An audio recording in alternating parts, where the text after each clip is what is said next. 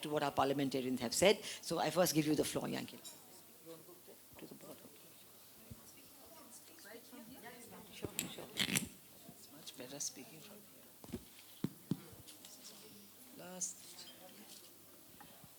here.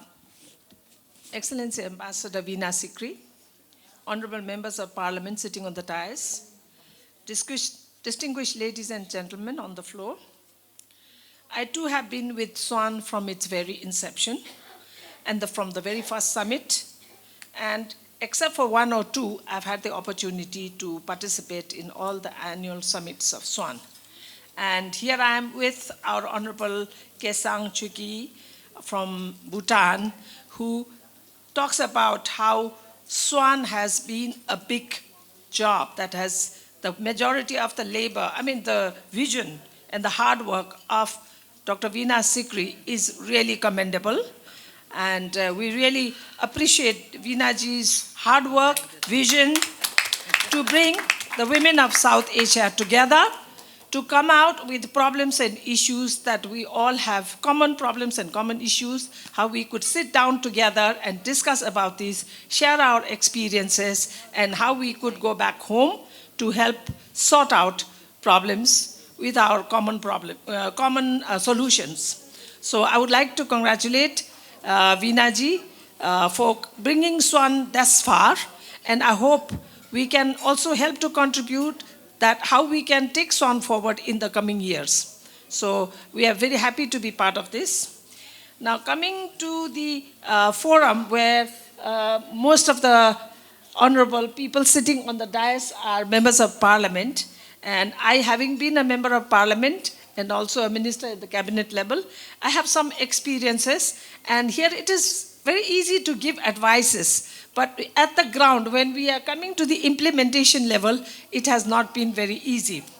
So in a forum like SWAN, which has the participation of people from the business and media and from the political level, I think it is a wonderful forum where we could sit down together. How there are people who would be parliamentarians here. Many of you will be parliamentarians. Many of you will be taking the leadership in the state governance. So we have some suggestions, how at the SWAN level we could have policy recommendations. So I think, as the previous speaker from our honorable member from Bangladesh said, government representation in such levels would have been very, very helpful. So I think, like, if we are having this SWAN summit at any capital city like Delhi or Dhaka or Kathmandu, if we could have the representation of the ambassadors of the respective countries to listen to the issues, what the women are trying to put forward in order to bring, take forward the issues of gender empowerment in our respective countries. Now, just to come to Nepal, as you have already been told, we have in the federal parliament, we have 33% of women's participation. We have 40% women's participation in the local governments. We have a woman president at the top. And we just had a speaker in the parliament, in the previous parliament. But the people at the grassroots level are still there as they were. So I hope these representations are not there just for the sake of representation. Now, in the cabinet, for example, there's hardly a woman. And if one or two women are there, they are like a token. It's like a token in the cabinet level, where decisions for the government are made.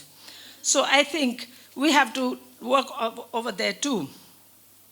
Now, our present government has been elected since 1.5 years ago.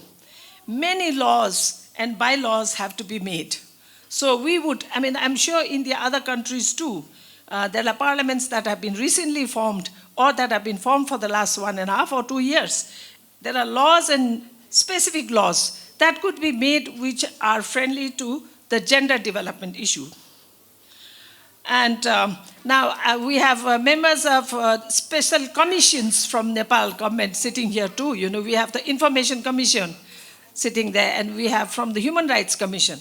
Now these commissions that have been constituted by the government, I'm sure you have such important commissions in the respective countries too. They should not be just I think they are limited to being just administrative bodies. They have not been empowered enough, or they have not been given the active role to do what they are supposed to do and sensitizing in the gender sector. Okay, so I mean, they seem like in Nepal, I feel they should be more proactive actors which can help to implement, facilitate, and also take the lead in gender issues in the respective sectors. So in the parliament, in Nepal, for example, we have different parliamentary committees, and we have, which are supposed to study, monitor, regulate, and give direction to the government executive body. And these parliamentary bodies have been authorized and have been well equipped, and hence are expected to create an inter-agency linkage to give optimum results for gender development in the country. Now, I mean, at the executive level or at the government level, in the culture of inter-agency cooperation seems really lacking. I think this is true in many South Asian countries as well. And the problem is, as I said before, we formulate laws, we have visions, but implementation is at the government level. And the government bodies, by which I mean the bureaucracy, is mostly men, starting from the very top.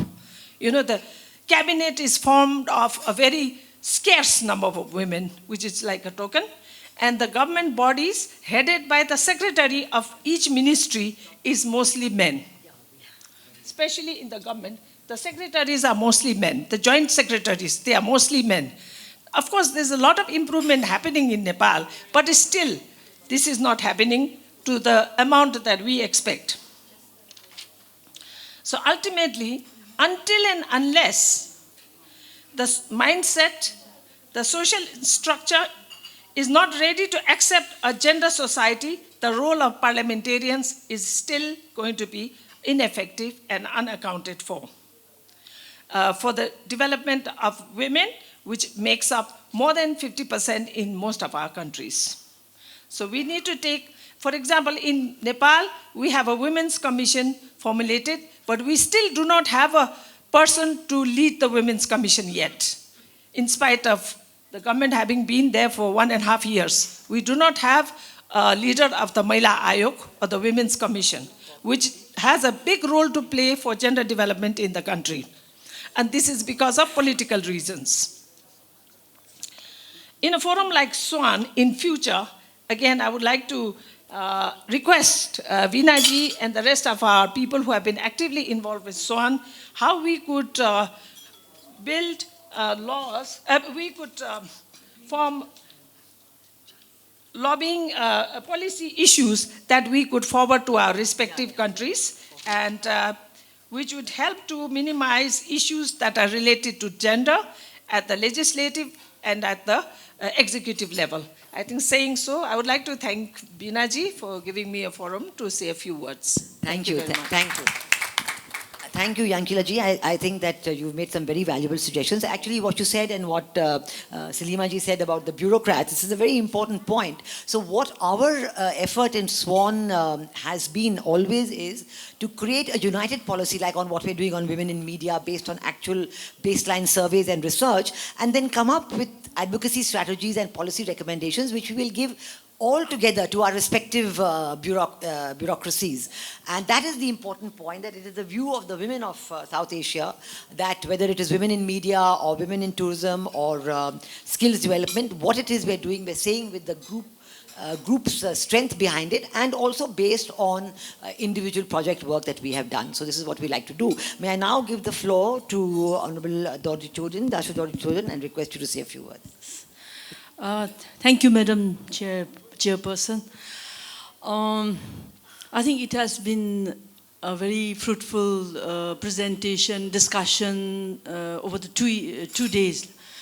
What I liked about this, I must say, is I think this year the structure of the conference was that you have kept only one topic in one session, one whole session, and then you had all the time to discuss on that, which I thought was wonderful. Otherwise, we move around on too many issues together. And the themes were, I think, very, very valid and appropriate. One was on nutrition, so valid. And then the other one was on women's unpaid work. And then, of course, media. I think these are very, very relevant, I thought, and very, very appropriate. And I think we can really zoom into these issues, I truly believe.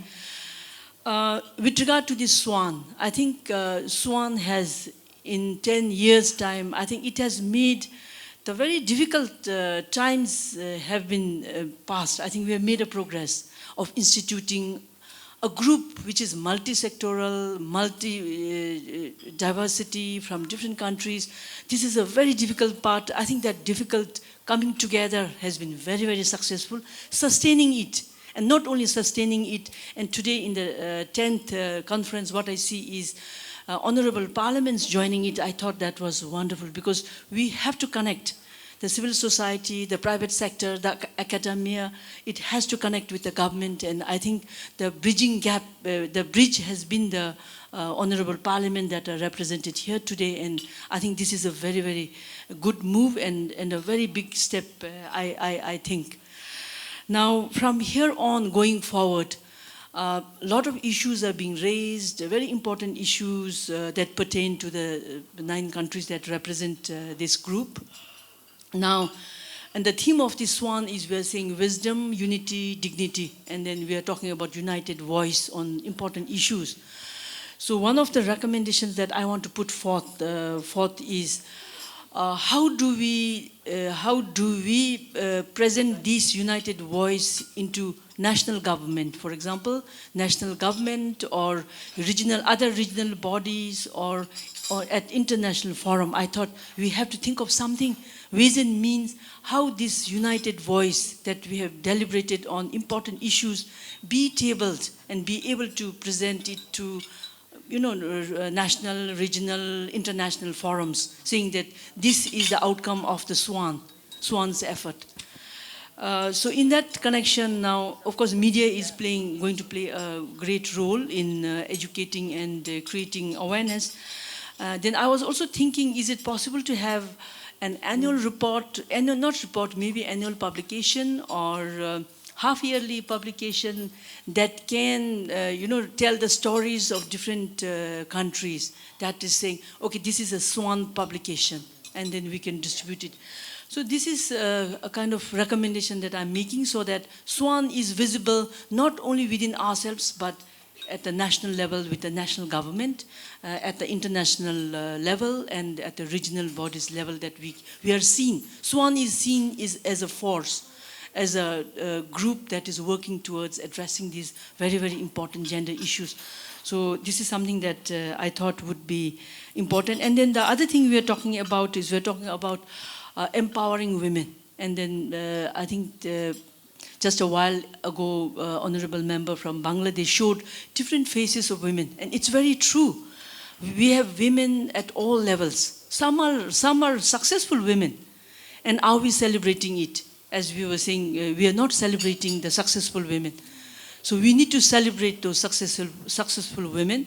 And then we need to have program for those who are not successful, who are invisible, who are powerless, who are voiceless. And this is the whole essence of our gathering here. How do we bring them up, So in that way, I think just discussion and debating is not enough. I feel as a SWAN product, we must show something.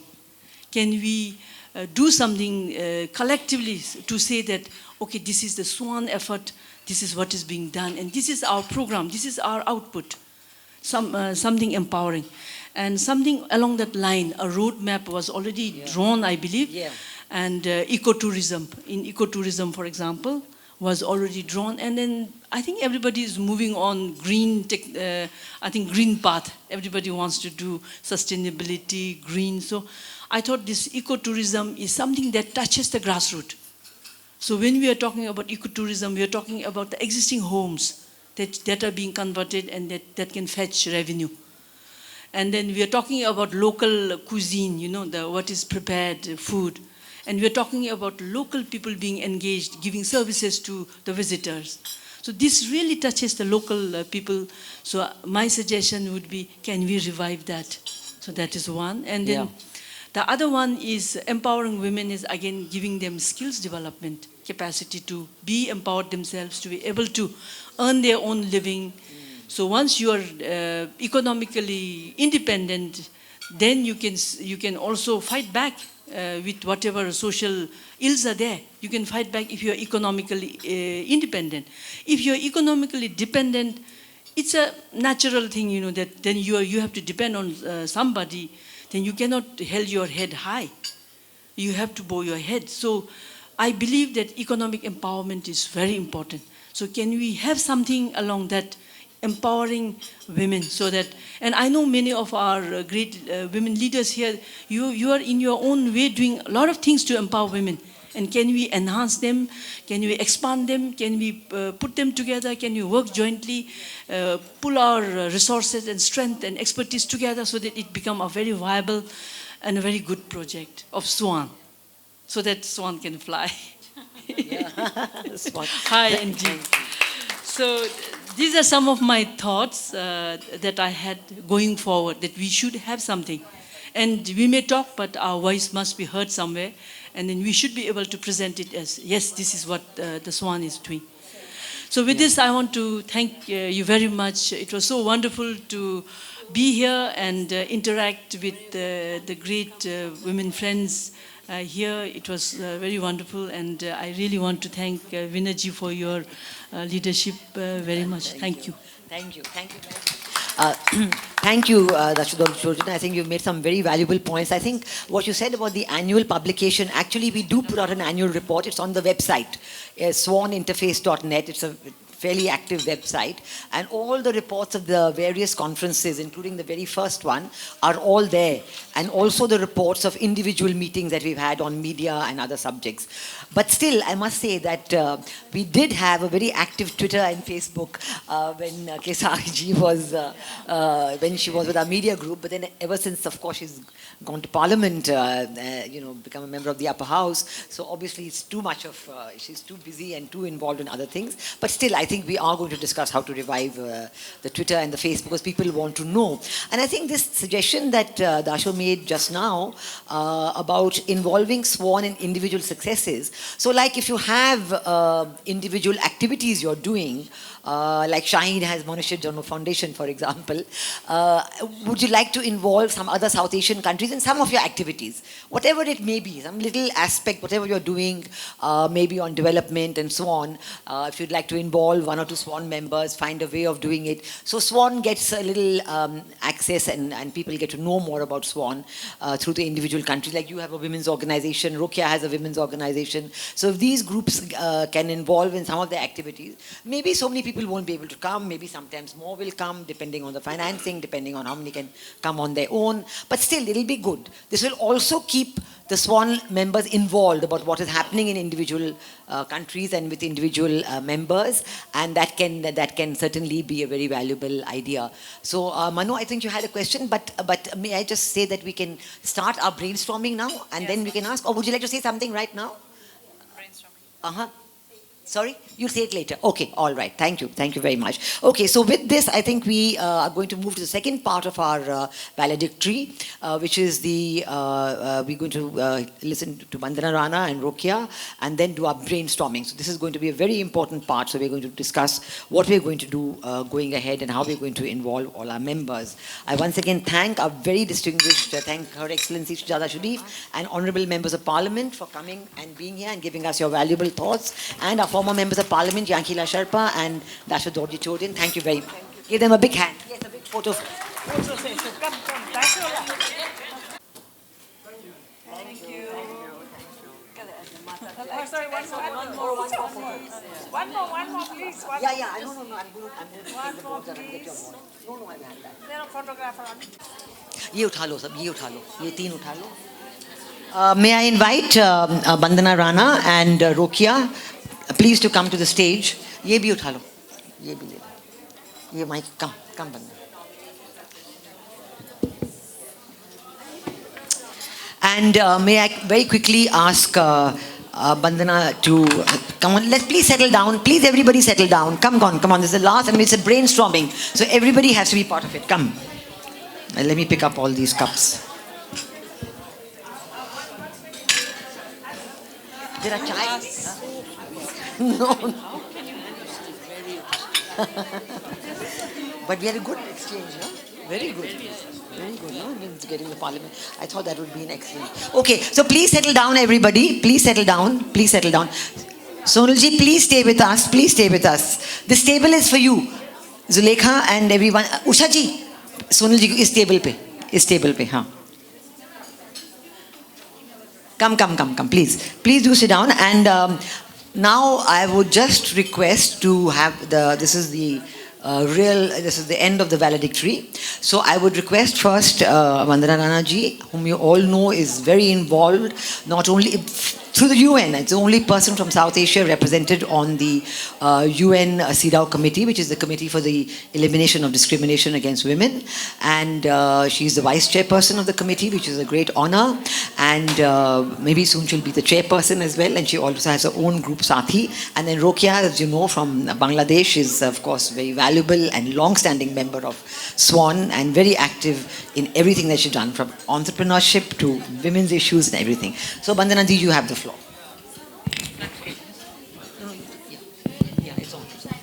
Hello.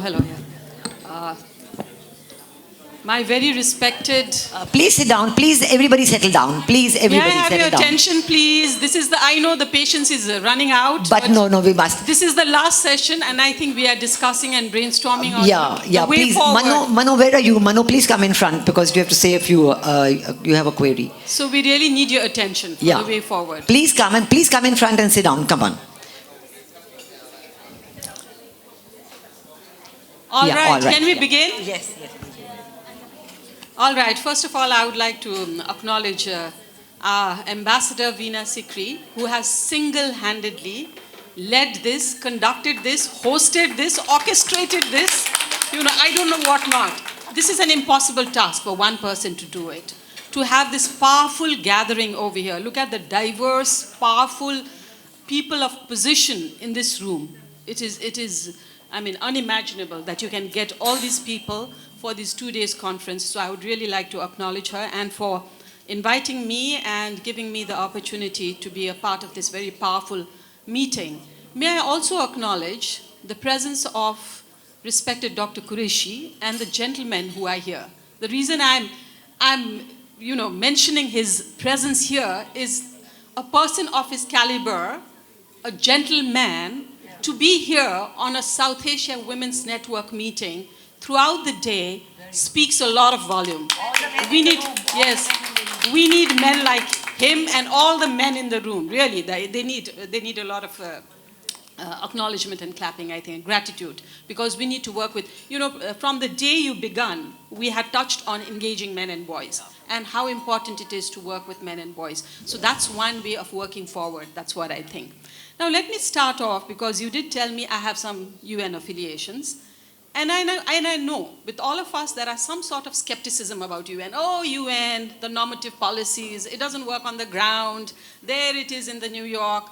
So there are sometimes so much of de-link between the normative policies and what actually happens on the ground. So we have that kind of skepticism.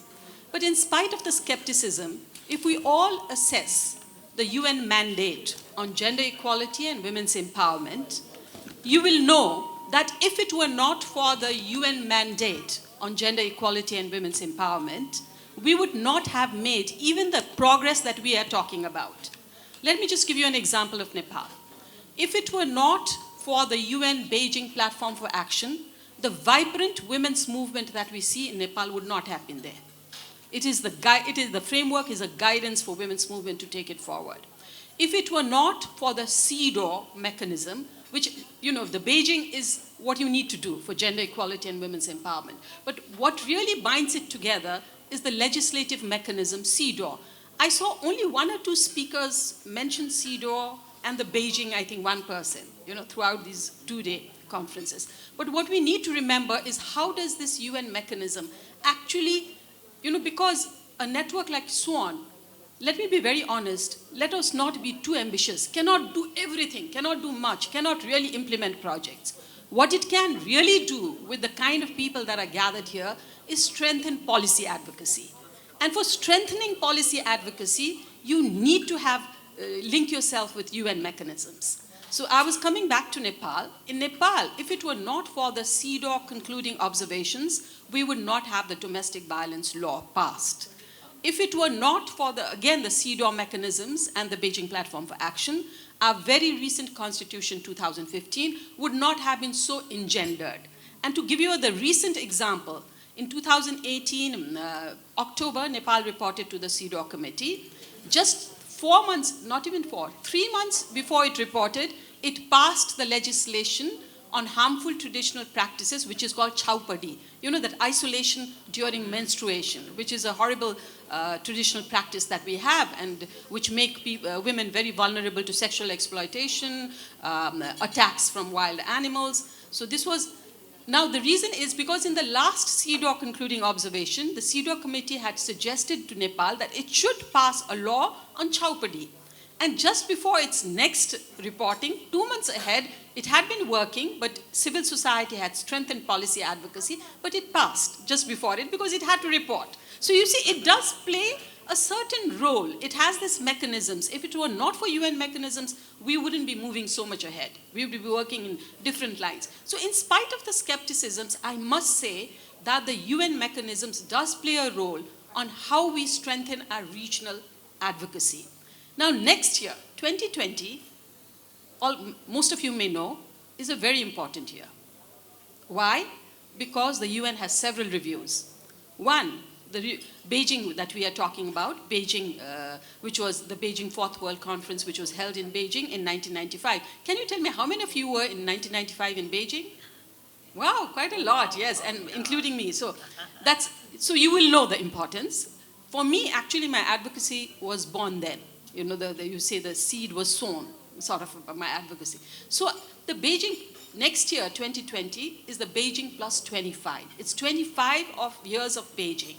Not only that, it's 40 years of CEDAW. It is 20 years of the Security Council Resolution 1325, which is on women, peace, and security. And I remember in one of your sessions in Kathmandu, I had spoken on women, peace, and security. 20 years of SDGs, 20 years of 1325, 5 years of the SDG, already 5 years. We are nearing 2030 already. So it's 5 years of SDG, 5 years, this is important for people, women entrepreneurs. 5 years of the Paris Agreement, the investment agreement. And 70 years of UN Charter. So why I'm saying this is not that because, I am from the UN, so I need to talk to you about the UN. But the thing is, the whole global world, all your member states will be reviewing these reviews and presenting at the global level. So where are our voices in that global level? We need to know, what are our governments reporting? What is the review taking place? How can we get our voices into those reviews? And it is the networks like this kind which actually can play a big role in those kinds of reviews. So it is in that context, I would like to give some recommendations. I know, like, since yesterday we have been here, we've heard, it's been very interesting to hear parliamentarians themselves, media practitioners. We heard about nutrition. We heard about how our ancient mothers and grandmothers had these nutrition packages. We heard about social media, unpaid work. We heard, but it was somehow, this was excellent, of course, for someone to handle this single-handedly, because I know, even giving instruction, I wouldn't say instructions, guidelines to speakers is difficult. You need to go back and forth. And actually, Veena does it personally by giving you calls. I don't know how many people she called, but she tells you on the telephone, she says, I'll call you back again. This is constantly, this is huge work. But now what I feel, what we can do, so sometimes I feel, though the presentations were all good, I feel sometimes one person spoke about one thing, another person spoke about a completely different thing. So sometimes the thread was not really working together. Maybe what we can do next time is have a specific subject, let's say, for example, violence against women. I'm just giving an example. If you want to, specifically, and then develop some 5 or 6 indicators, okay? 5 or 6 indicators, and based on those indicators, the presenter, whoever it is from which country, will need to only be focused on those indicators, saying what the country has done against those indicators. You see? So you will have a common presentation across the country, and then perhaps you could add, if there is one best practice with what has worked, what works, to detail that out. Perhaps that would be a better learning experience. And the reason I am saying this is because next year, I told you, is reviews, the UN reviews.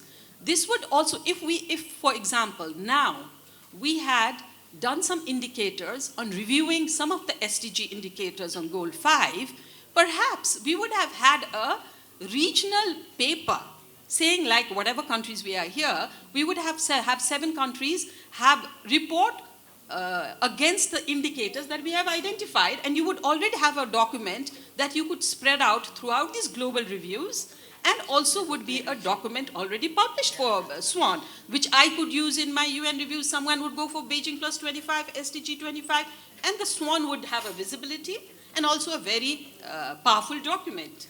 You know, even when, if you have these kinds of documents, for CEDAW, as a CEDAW committee member now, also we look at resource materials that are produced evidence-based. And with SWAN, you have a power of being, you have a benefit or an added advantage of being a network, you know, and not just a simple network, but a network of such powerful people that I see here who hold position, who have experience for so many years. So I feel next time, let us not pick on too many subjects, but what is it that, you know, in the coming years, that globally the member states are reviewing, what is on the topic, what are the persistent issues, what are the emerging issues, and pick up those issues in which we can review it.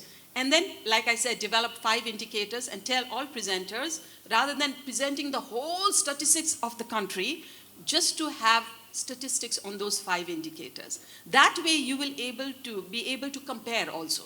You know, like throughout the country, Sri Lanka, Maldives, you know, India, you'll be able to compare. And to some, it's like a grading also. Some will say, oh, we are the best in this. For others, it's like, oh my God, India has already done this and we haven't done it. We need to do it. So it's a kind of advocacy pressure also. It's sharing also. It's learning from each other. And we'll have a document, a SWAN document. So that's one idea that I thought would work out very well. The other thing, I think it was Bhutan, I can't remember very clearly, at the opening, talked about 3 R's. That was rights, representation, and resources. I think those are 3 important R's, you know. And perhaps when you identify the indicators, you could look at those 3 R's. Yeah. When you say rights, what are the laws that you have? You know, what are the policies that you have that establishes those rights? And then when you talk about representation, where are the women? When you're talking, you know, under that particular topic, where are the women? Are they in the decision-making position? What is the percentage, you know? So that's the kind of representation or gender representation you can talk about. When you talk about resources, what is the budgetary allocation? What are the mechanisms set up for that? Are there budgets for capacity building? We talked about right to information. We talked about not having capacity. So what are the resources that are allocated for? So I thought these 3 R's, which I picked up from the opening from Bhutan, I think, these 3 R's would be a very good, you know, baseline for whatever indicators you pinpoint. So these are some of the way forward that I could think of, because no matter how cynical we can be of the UN mandates does play a role, because our members, our states will work and will report against it. So the challenge to SWAN is, how do we find our voice? How do we strengthen our advocacy within these mechanisms so that as a region we can really stand out and say that we've done this? Okay, thank you. Thank you very much, Vandanaji. This has been very valuable, and I think that we will, as we prepare the report of this this conference, we will put in these ideas, create the markers that you said, and then guide our work by those markers. But we will need your constant advice and support on that, because I know next year, you know, Beijing plus 25 is a very vital occasion, and we should. For example, I think that we can take the issue of malnutrition, as you said, that we discussed yesterday. Now, we do know that already the UN is despairing that this SDG on malnutrition is very unlikely to be filled. But we are, SWAN has a way out to suggest. We are saying give the women's focus and focus on women as stakeholders in overcoming the malnutrition problem. This is quite different from what any country is doing. Even South Asia, all countries are spending money. We also have good examples, say for example in Sri Lanka, who have been successfully able to overcome some of these problems. And so I think we should create this kind of advice on some of the SDGs as a view of SWAN and place it forward. Maybe we need your guidance on how to, reach some of the forums on this. And I think, yes, it's a very good idea. I think SWAN is 10 years old and we need to now think of this aspect of projection. Yes, yes, please. Sorry, I forgot one thing, Okay. The other emerging issues that I see, which has a kind of a persistent issue, but there's a backlash also, that South Asia could look at and which needs to be discussed, at least amongst us for our own understanding. One is the sexual and reproductive health and rights, which is persistently coming up. So what is our commonality in that? The other is, since yesterday also we talked about comprehensive sexuality education. That is extremely important. These are issues. As a SWAN network, how do we propagate that? How do we understand that? That's another thing. And of course, sexual orientation and gender identity. These are three issues that really is coming up. And I would really plead to SWAN, to see how we can develop our own understanding under these three issues. In all these three issues, which are really vital, one of the areas we started working on right from the first conference, but then sort of didn't really follow it up very actively. Zuleika had done some work on this, which is on textbooks at the primary level.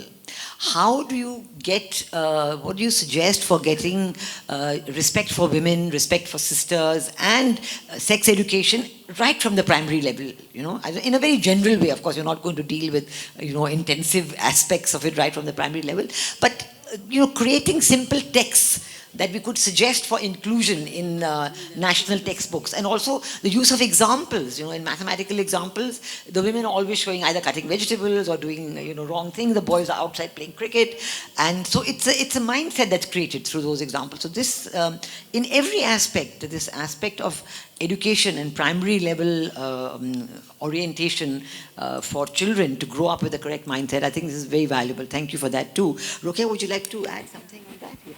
Mine is really more appreciative as I think of the years that I've come to SWAN conferences, and when, like a month ago when Veena called and she said that it will be in July, and I immediately blocked those days, end of July.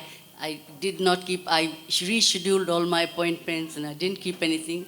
And then a few days later, Veena called and said it's going to be the 31st of August. So I reshifted, I blocked all these days, and so I never miss it. And I ask myself, why do I reshift everything, commitments, and I come here? It's because it makes me happy. From the moment I walk into the lobby, I saw Zuleika, I saw Manu, all the friends who come and hug and kiss, and it's a different feeling. It makes you so happy. So for 3 days of happiness at these times, in this age, you're really looking for happiness. We really have very, very happy days, happy feelings, happy sharings. We meet each other, and really it's extraordinary, the feelings we share. In this region, we are different people, different nationalities, yet we feel like sisters. And then when the session opens, it's amazing that the quality of the sessions, the theme chosen, excellent speakers. Every word spoken was so valuable, and we all took in so much. We learned so much. And I think we will take these home. I'm just thinking if we can learn, take this, and then teach others what we learned from the region. The grandma's recipe, of course I'm going to go back and repeat every day the khichdi story. And there were other so many wonderful stories that I heard. We must make it a point of taking it home, and this kind of feeling. And again, it amazes me at the power and at the quality of all the people in this room. Each one has a wealth of knowledge, information, work, or everyone is a doer. We could hear from what they were doing. Everyone is a doer, doing for other people. And I think those stories are excellent. It inspires. We come, we listen, and we get inspired. And I thank all of you for whatever you are doing and for us meeting every year.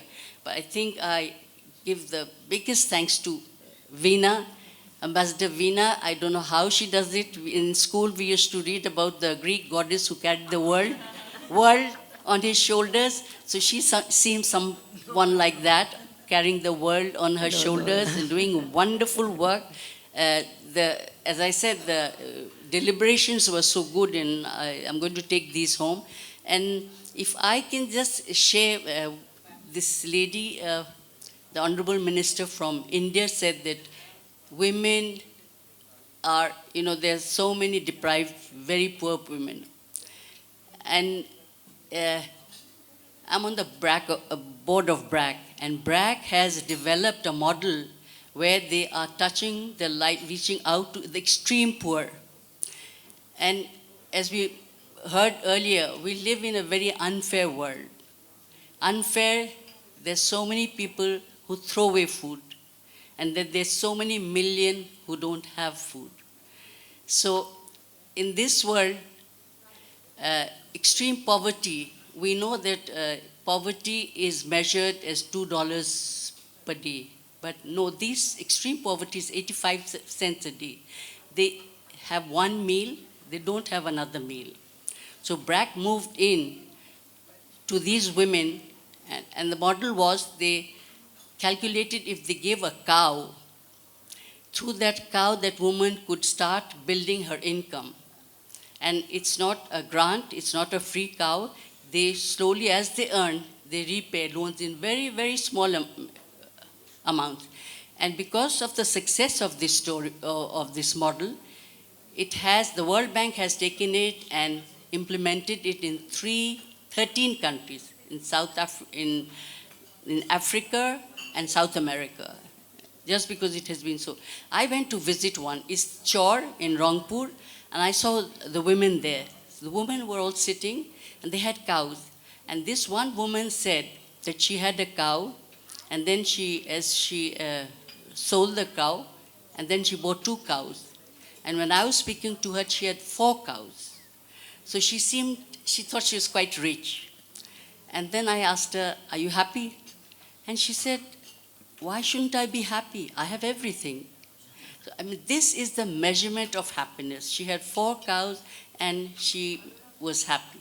So I think all of us should be doing something so that the underprivileged get privileged. Either it's education, it's nutrition, it's economic empowerment. We can all do something.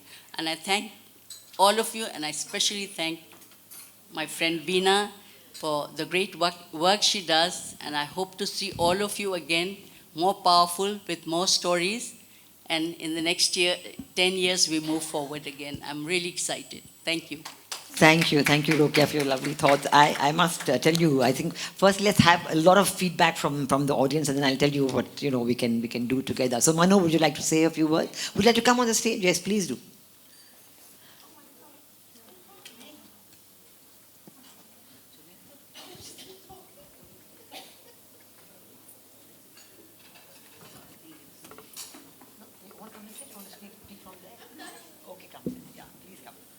So we welcome on the stage Manu Alice from Sri Lanka, who has been also one of our most dynamic supporters and been with us for a very, very, very long time. I just ring her up whenever I have anything to talk or discuss about Sri Lanka. Manu, you have the floor. I just want to make a suggestion from the experience we have. Yes, I want to make a suggestion from the experience we had from a project that we have already done. First of all, let me thank Veena, Professor Veena, for the painstaking efforts, her energy, and the enthusiasm with which she has kept the group together over the last 10 years. I think that is a real inspiration to all of us. Now, coming to the point, we have reached 10 years of work. I have been here for 7 of the 10 years. And I think we all feel that we need this, whatever we have done, to come to a fruition in some way or the other, and the way to take it forward. So I can humbly suggest that we in Sri Lanka, the Sri Lanka chapter, has done a project on nutrition and reproductive health, which we have completed, and I think which was described in detail by Dr. Sujata Samarakon, who's here, who's a public health specialist and a trustee in the HIV/AIDS Foundation. Well, if you want to know the project again, I can call her and tell her to describe it. But we have completed it, and we feel the positive effects and the outcomes of it. We feel, from the project, I think she should really describe the project, but it is very successful. The target group was 6,000 people. They have trained them, the peer educators, and they have reached these 6,000 people in 1 year. And the project has been reviewed, and it has been very successful. So what we have heard during all these conferences is the evidence-based research done on nutrition and reproductive health.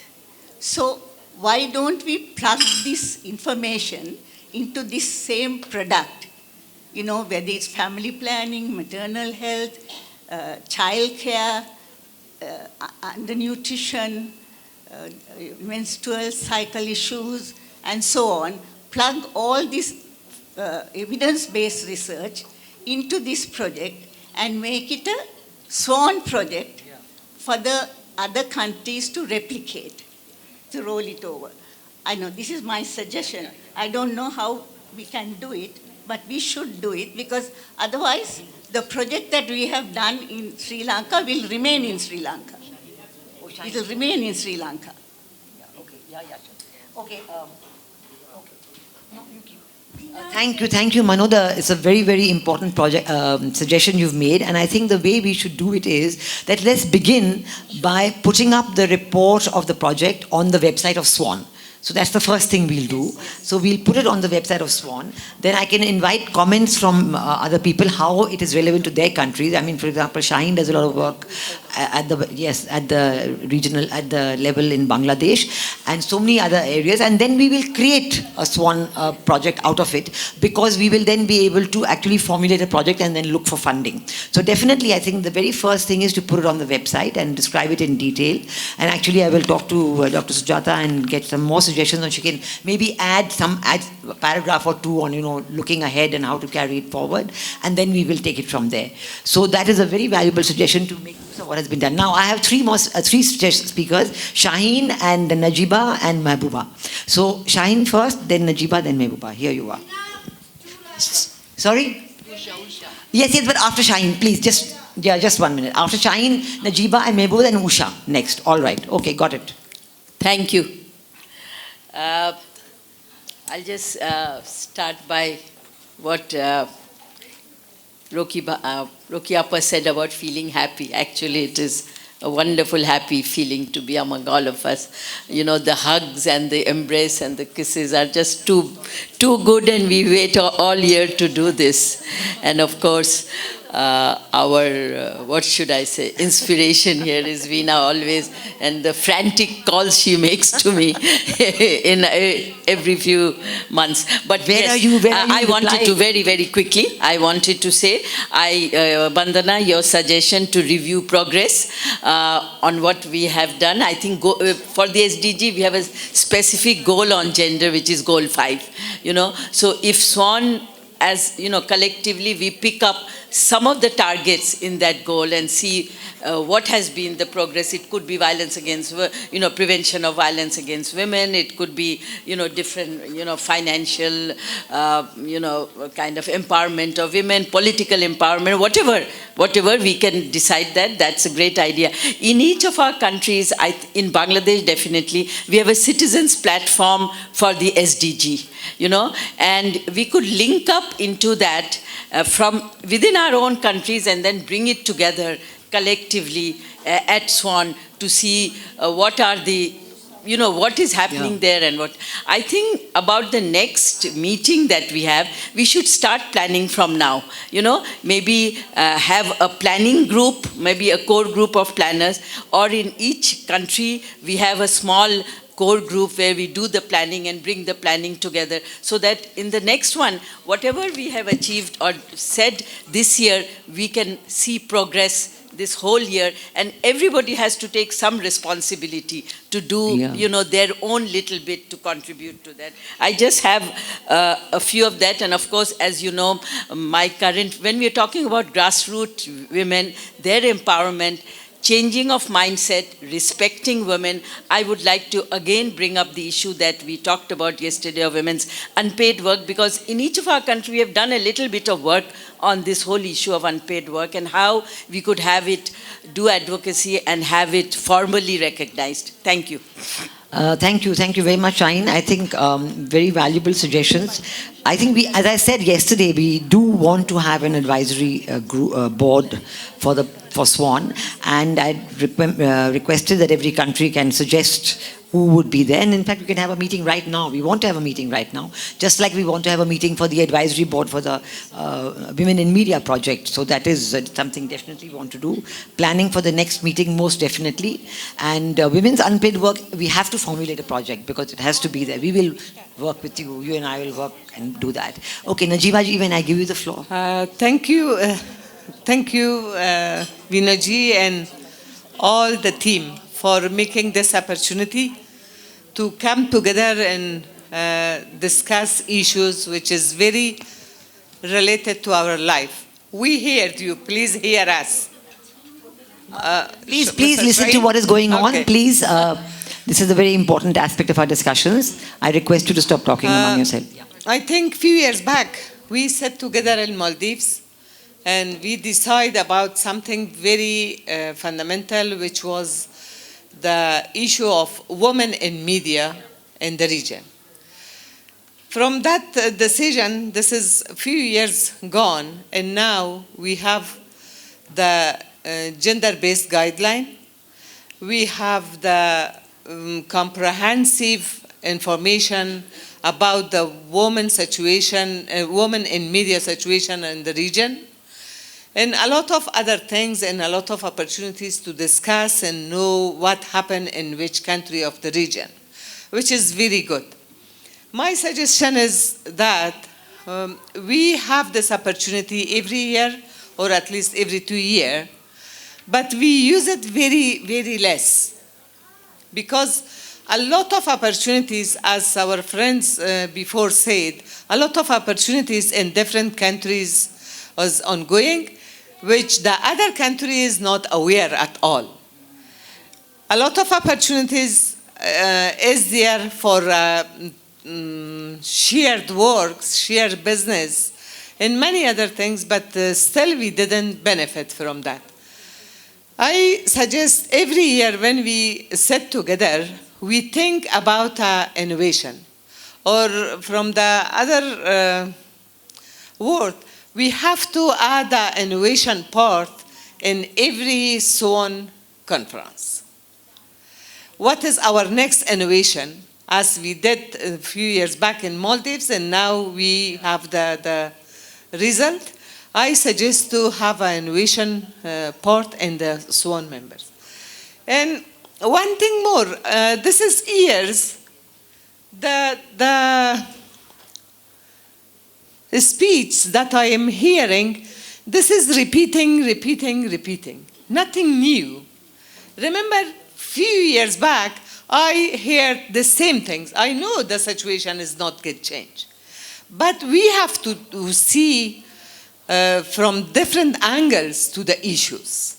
Like example, what is the need of today's women of the region? Afghanistan, like example, my country. We spent 19 years, we fight for our rights, we fight for our freedom of expression, for the freedom of the media, for the participation, social and political participation of the women in Afghanistan. But Today, all these achievements are in danger. We are not sure we can keep it or not. What is needed in this stage for Afghan women, for Afghan journalists, for Afghan women? Unity. Do we have a unity mechanism in the region? No. How the other countries of the region, how SWAN members in different countries can help Afghan women in this situation? The peace negotiation is ongoing, and the first attack is on women's rights and freedom of expression. What is the mechanism for helping each other? Otherwise, what is the meaning of having this kind of networks? Believe me, when I am in Afghanistan and get sometimes I get the situation get worse regarding the security or anything, I think, who we have? Yes, we have SWAN in the region. The members of, we have IWART in the region, because in this stage we need unity of the women of the region. How can we support each other? I suggest, my suggestion is that to work on a mechanism how to support each other when the situation getting worse for one of the countries in the region. And I think it's enough. I don't want to talk more because others also want to talk. Thank you. Thank you, Najma ji. I think this is absolutely very excellent suggestion. You know, we started this already with Zulekha, as she knows that we did it on having her article published. I've mentioned that before. But maybe we can go beyond that now and continue that and strengthen that process. So we did it once, it worked. Let's continue that process. And I know there are many people in Delhi who would love to lend their voices and support to that process. So we are here to work on that, and we will certainly look forward to discussing with you on this issue. Yeah. May I give the floor to Mehbooba? Thank you so much. Do you remember when you, first of all, thank you so much, really, Sikri ji, because you made a lot of things possible. You remember when you were helping me to get my visa in Kabul from the Indian embassy, because I have a different passport and they were not going to give me my visa on time. And then I gave up, and then that lady decided that she was going to get that visa for me, and it happened. And I said, when there is a will, there is a way, and a woman is the one that can make it happen, and she did it, so thank you so much. I'm really honored to be here. And from what I am seeing, the possibility of this group of ladies can be, the potential is really there for this to become an absolutely phenomenal kind of a group. But this phenomenal kind of a group has to be the one that we all hear each other's problems and we all share each other's concerns. Because if we don't do that, then it's each for his own, and then it really does not make any difference like how many days a year we are going to get together and say hello. Because if we really don't care, then that's not the point. For example, this situation that Najiba Jan brought about Afghanistan. That is very, very important for this area of the world. I know that nobody really thinks how important it is, but I can tell you, dear God, it's so important, it's not even funny anymore. So this is happening. For example, in the question of Rohingya people, we didn't do anything. Myanmar is a wonderful country, but what they are doing, with the Rohingyas is unforgivable. So, these are the types of things, even though, or if there was Pakistan, for example, present here, I would have said the same thing up to them, what you are doing to Afghanistan is unforgivable. So these are the types of things that we should have the courage, all of us as women, to face each other and also say what is really going on. Because if we don't do that, then what's the point? Then we are going to be another little scared mouse, like the men in power, that are hiding behind their power somewhere, and they are not going to be doing anything to change the situation of a country nor the people. But that's not us. I don't think so. We are women, and we are much more different than them. I also thought, it's just a suggestion, I'm coming up to. you mentioned something about having a advisory group. And I was thinking that on the advisory group, if you can have in your advisory group, in the SWAN advisory group, members of other countries to be a member there, and also kind of rotate that. So that way, all the countries will get a chance to be a member of SWAN. And then at the same time, advisory group of SWAN. And then each one of them can have their, other groups in their own countries. That's the one.